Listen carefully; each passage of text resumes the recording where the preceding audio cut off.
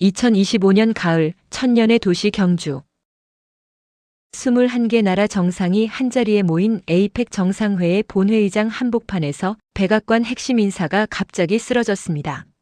숨이 멈췄고 심장이 멈췄습니다. 미국 비밀 경호국은 곧바로 헬기를 불러 미군 기지로 실어가려 했습니다. 그때 파란 유니폼을 입은 한 한국인 의사가 그들 앞을 막아섰습니다. 닥치시오. 지금부터 이 사람은 내 환자요. 1분만 더 허비하면 이 사람 뇌사옵니다.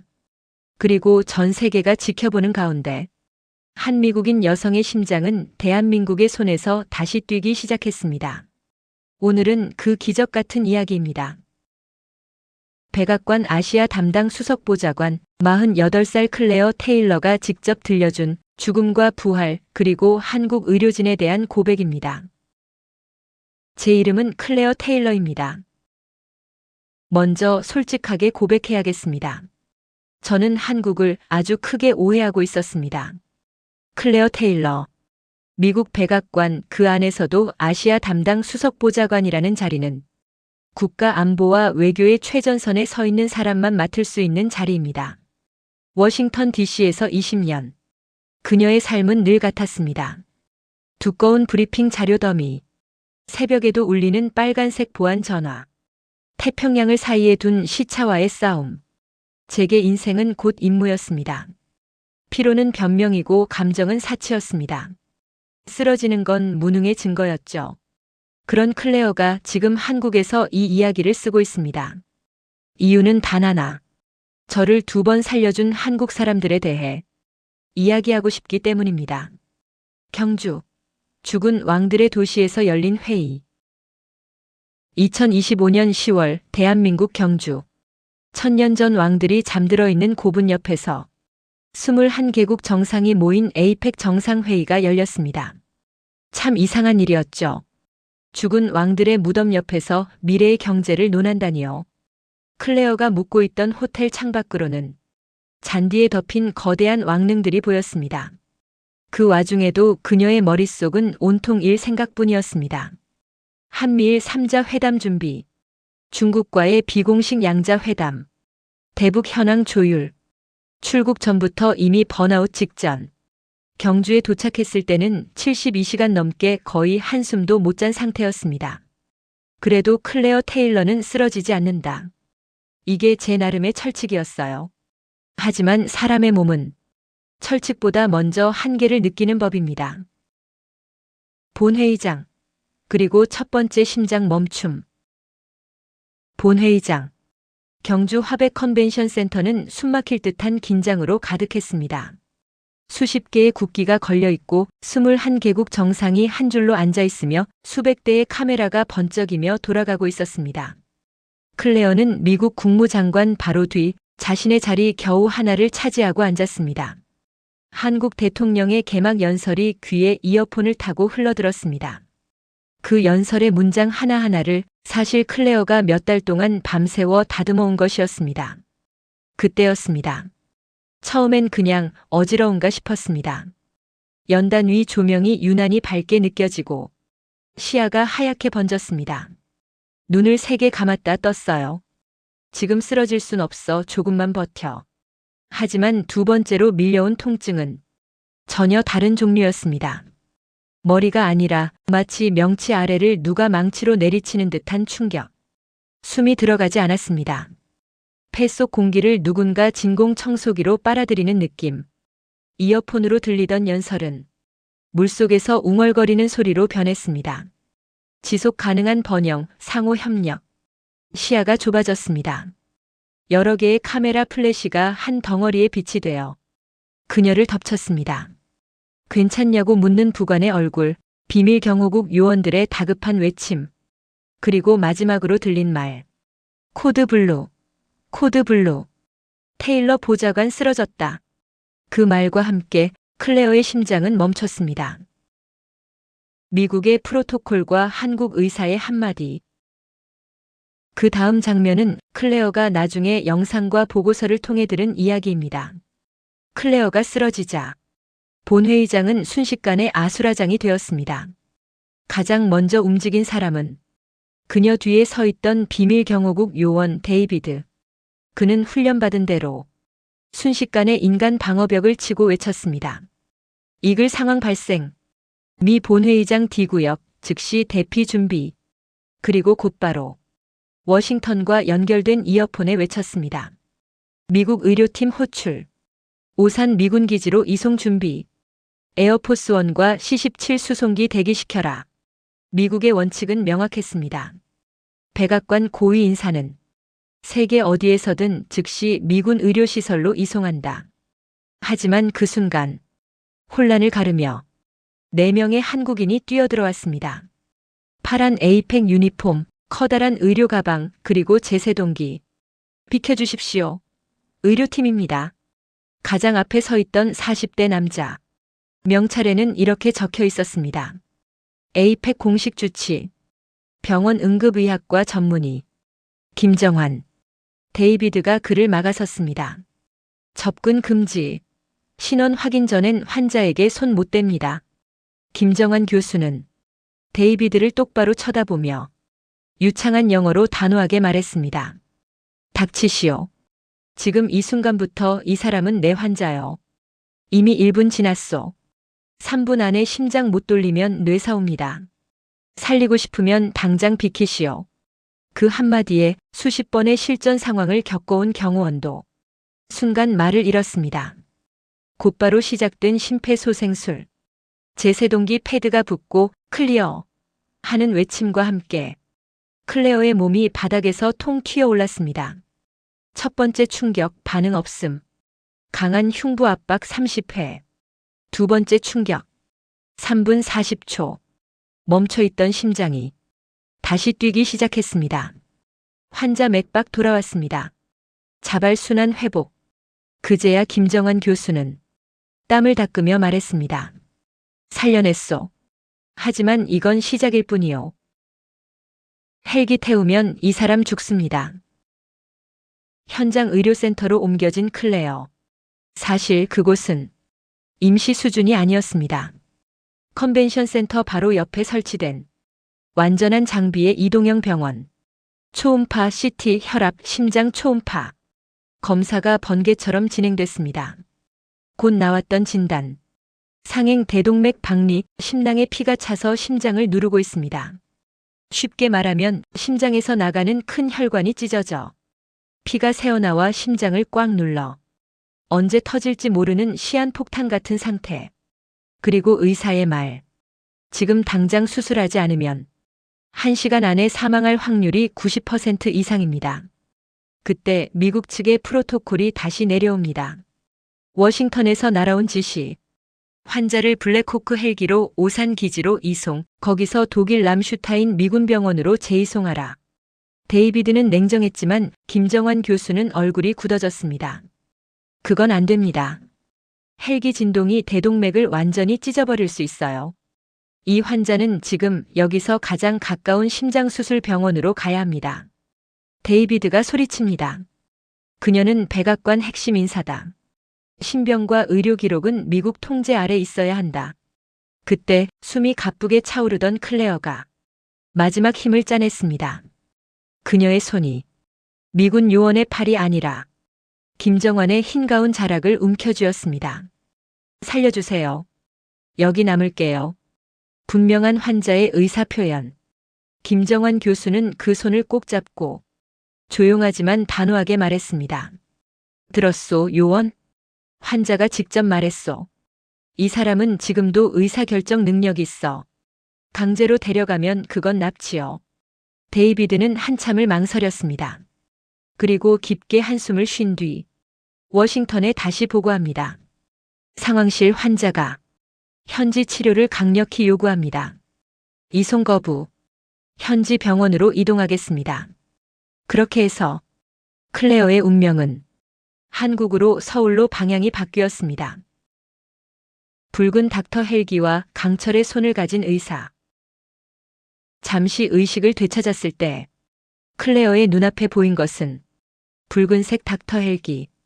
헬기 안에는 수십 개의 선과 기계들이 그녀의 몸에 연결되어 있었습니다. 김정환 교수의 목소리가 들립니다. 혈압 60에 30. 더 떨어지면 안 돼. 약 조금 더 올려. 클레어. 내 말 들려요? 정신 놓치면 안 됩니다. 한쪽에는 총을 든 비밀 경호국 요원 데이비드가 딱딱하게 굳은 얼굴로 앉아 있었습니다. 김정환이 소리칩니다. 이 여자 살리고 싶으면 저 수액백 좀 꽉 눌러요. 피가 잘 안 들어가요. 훈련 교범 어디에도 없는 상황. 하지만 데이비드는 총 대신 수액백을 움켜쥐고 온 힘을 다해 눌렀습니다. 워싱턴에서 가장 냉철한 요원이 그 순간 한국 의사의 조수가 되었습니다. 30분이 30년처럼 느껴진 끝에 헬기는 서울의 한 대형 병원 옥상에 도착했습니다. 헬기 문이 열리자 푸른 수술복을 입은 사람들이 마치 준비된 군대처럼 질서정연하게 서 있었습니다. 그들 앞에 선 한 사람. 키는 크지 않지만 눈빛은 강철처럼 단단한 50대 남자. 명찰에는 이렇게 적혀 있었습니다. 서울병원 흉부외과 교수 오재국. 바로 한국 의료계에서 강철의 손이라 불리는 사람입니다. 김정환이 숨을 몰아쉬며 외칩니다. 48세 여성 대동맥 박리. 경주에서 심정지 심폐소생 후 이송. 방금까지도 혈압 50에 30. 오재국 교수는 잠깐 클레어의 눈을 들여다본 뒤 조용히 말했습니다. 알겠습니다. 여기서부턴 우리가 맞습니다. 이제부터 이 환자는 잠깐 죽습니다. 수술은 말 그대로 인간이 할 수 있는 가장 극한의 수준이었습니다. 클레어의 대동맥은 예상보다 훨씬 많이 찢어져 있었고 피는 심장을 감싸는 막속을 가득 채우고 있었습니다. 단순히 막힌 곳 뚫는 수술이 아니라 대동맥이라는 큰 혈관 자체를 통째로 갈아 끼우는 수준. 그 과정에서 오 교수는 한 가지 결정을 내립니다. 체온을 18도까지 내리고 전신 순환을 잠시 멈추겠습니다. 쉽게 말하면 피를 기계로 빼내어 돌리고 몸 전체를 겨울잠처럼 깊은 잠에 빠뜨린 뒤 심장과 뇌를 잇는 혈관을 하나씩 다시 만드는 것. 온도가 떨어지고 심장이 멈추고 뇌파가 일직선이 되었을 때 오재국 교수는 말합니다. 지금 이 환자는 의학적으로 사망 상태입니다. 우리에게 주어진 시간 30분. 그 안에 해내야 합니다. 대동맥을 잘라내고 인공혈관으로 하나씩 연결하고 뇌로 가는 세 갈래 혈관을 다시 꿰매어 붙여야 했습니다. 현미경 아래에서 머리카락보다 가는 실이 혈관을 한 땀 한 땀 꿰맸습니다. 30분은 턱없이 모자랐습니다. 오 교수는 다시 결정을 내립니다. 몸은 계속 차갑게 두고 뇌에만 따뜻한 피를 조금씩 흘려보내자 뇌만 살짝 깨워둔 채 수술을 계속한다. 의료진들은 숨을 삼켰지만 그 누구도 반대하지 않았습니다. 3시간 40분. 얼어붙은 시간 속의 사투 끝에 마침내 오 교수는 말했습니다. 전신 순환 재개. 체온 올립니다. 체온이 올라가고 뇌파가 반응하고 마지막으로 심장에 손을 얹고 오 교수가 속삭입니다. 일어날 시간입니다, 클레어. 삐하던 직선이 조금씩 움직이다가 쿵쿵쿵. 심장이 다시 뛰기 시작했습니다.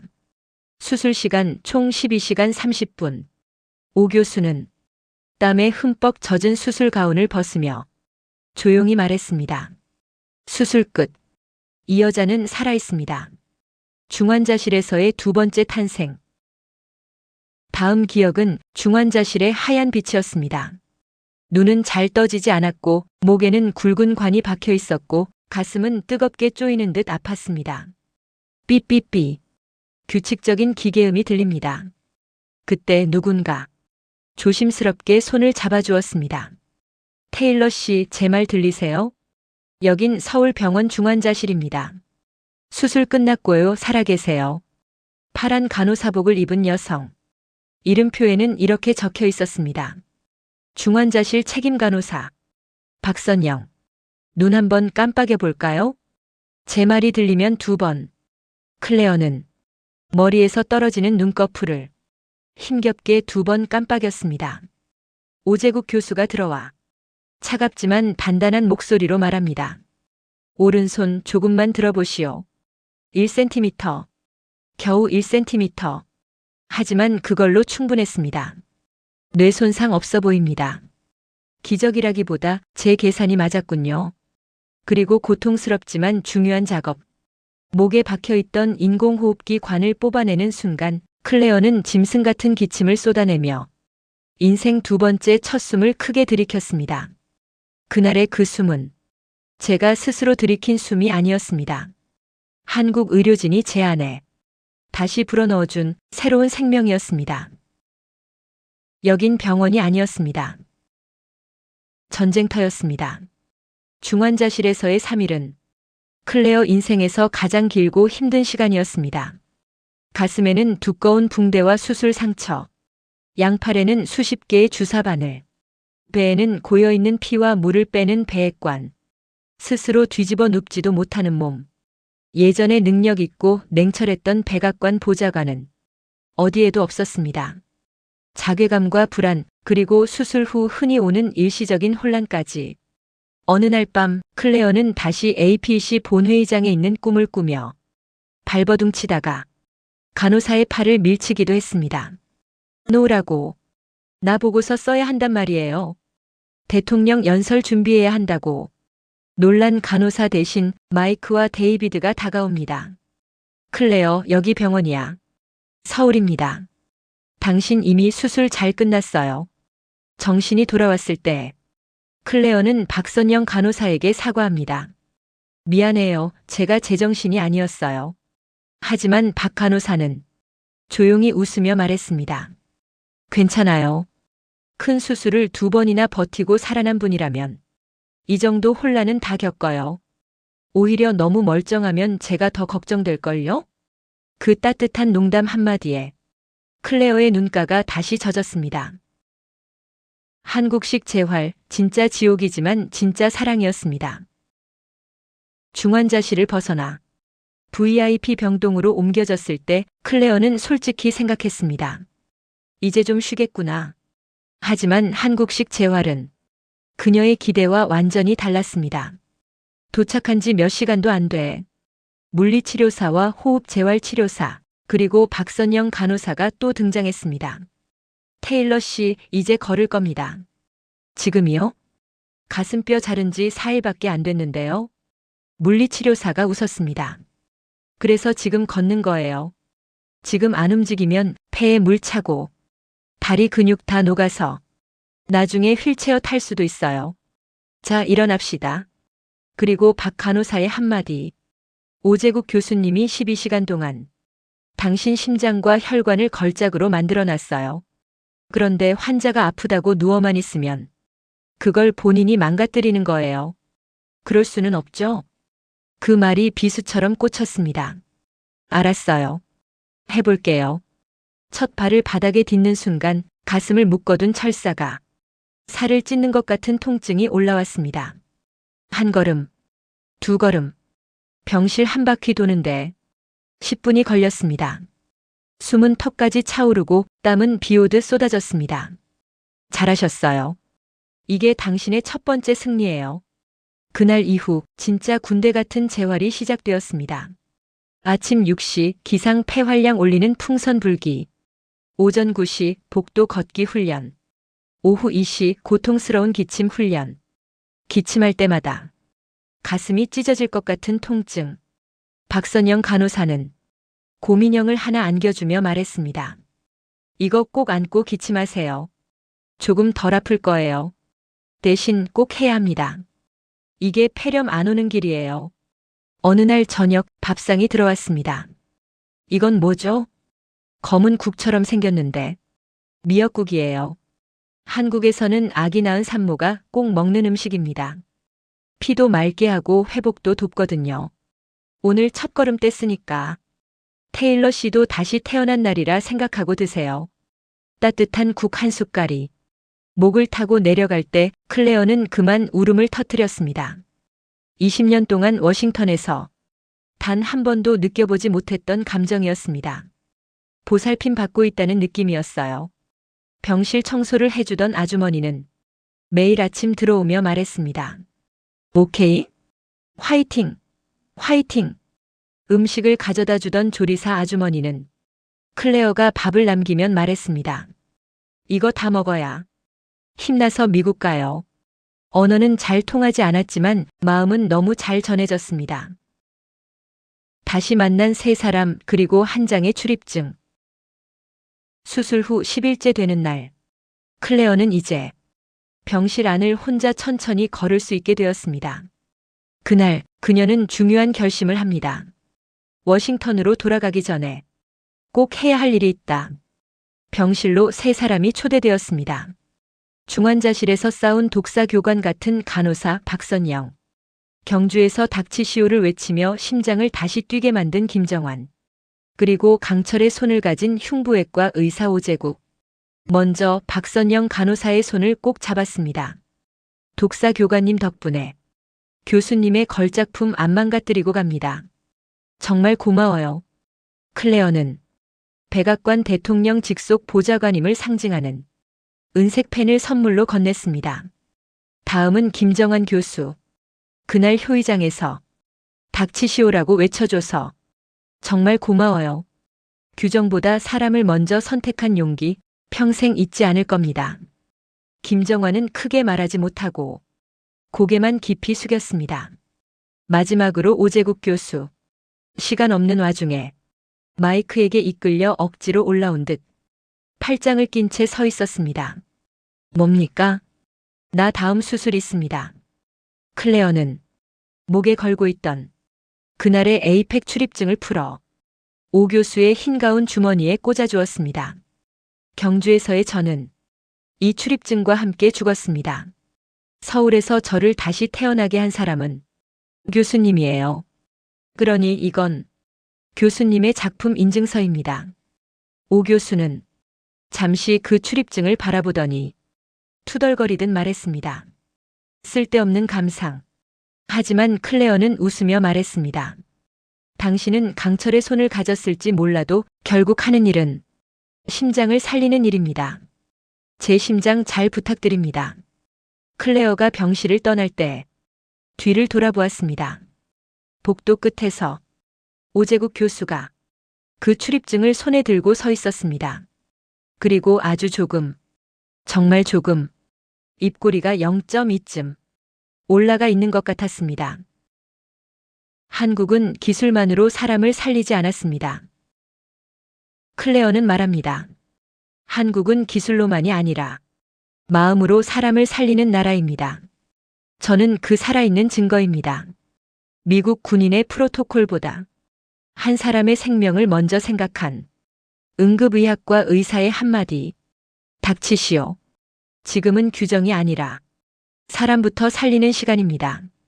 얼어붙은 심장을 12시간 동안 붙들고 싸운 흉부외과 의사의 강철 같은 집중력, 그리고 그 뒤에서 재활의 고통을 끝까지 함께 견뎌준 간호사, 치료사, 조리사, 청소 아주머니들까지 차가운 의료기술 위에 뜨거운 사람의 마음이 더해졌을 때 기적은 결과가 아니라 과정이 되었습니다. 13. 마무리. 우리에게 남은 질문. 클레어 테일러에게 이 이야기는 단순히 한 개인의 생존기가 아닙니다. 국가의 거대한 매뉴얼보다 눈앞에 한 사람을 먼저 선택한 그 순간의 결단. 그게 제가 한국에서 배운 사람의 가치입니다. 그리고 우리에게 남는 질문. 우리는 눈앞의 사람보다 규정과 눈치, 체면을 먼저 생각하고 살고 있지는 않은지, 내 주변에 누군가가 쓰러진다면 나는 어떤 선택을 할 수 있을지. 엔딩 멘트 영상용. 시청해주셔서 감사합니다. 오늘 이야기가 조금이라도 가슴을 울렸다면, 대한민국 의료진을 응원하신다면 댓글에 의료진 파이팅! 이런 나라에 살고 있다는 게 뿌듯하셨다면 대한민국 파이팅! 한 줄 남겨주세요. 여러분의 구독과 좋아요, 댓글은 이런 감동 이야기들이 더 널리 퍼져나가는데 정말 큰 힘이 됩니다. 오늘도 보이지 않는 곳에서 생명을 지키고 있는 모든 대한민국 의료진께 진심으로 감사의 마음을 전하며 다음 영상에서 또 다른 감동 이야기로 찾아뵙겠습니다. 고맙습니다.